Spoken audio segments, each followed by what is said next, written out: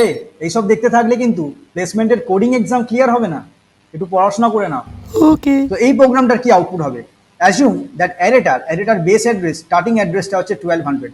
তো অ্যারে হচ্ছে আমাদের একটা হোমোজিনিয়াস ডেটা টাইপ, যেখানে আমাদের কন্টিনিউয়াস সেলসের মধ্যে ডেটা থাকে, রাইট? তো আমাদের এই ধরো এরকম একটা অ্যারে আছে, সেই অ্যারেটার স্টার্টিং বেস অ্যাড্রেসটা বলে দিয়েছে মেমোরি অ্যাড্রেস হচ্ছে 1200। তাহলে বলছে অ্যারের মধ্যে স্টোর করেছে 23416, এই কটা ভ্যালু স্টোর আছে, ইন্টিজার টাইপ অফ অ্যারে।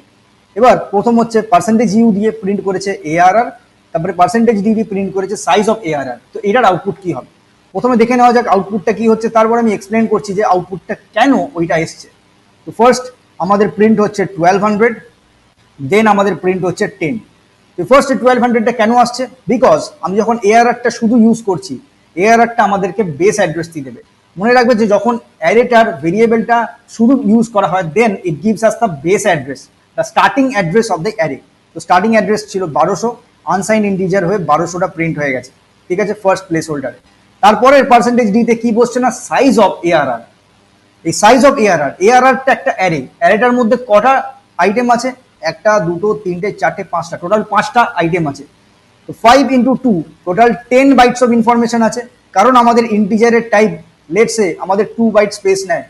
তো 2 বাইট স্পেস নিলে 5 × 2 করলে 10 বাইটস অফ টোটাল স্পেস হচ্ছে এই অ্যারেটায়। তো তাই জন্য আমাদের সাইজ অফ অপারেটর 10 দিচ্ছে। এখানে একটা জিনিস লক্ষ্য রাখার আছে যে এআরআর যখন শুধু বসছে, অ্যারে ভেরিয়েবল যখন শুধু বসছে, then it gives us the base address. আবার এআরআরটা যখন সাইজ অফ অপারেটরের সঙ্গে বসছে, তখন কিন্তু পুরো অ্যারেটাকে দিচ্ছে, আর তখন পুরো অ্যারেটার সাইজ বানিয়ে কিন্তু ফেরত দিচ্ছে। ঠিক আছে, এই পার্থক্যটা কিন্তু বোঝা দরকার।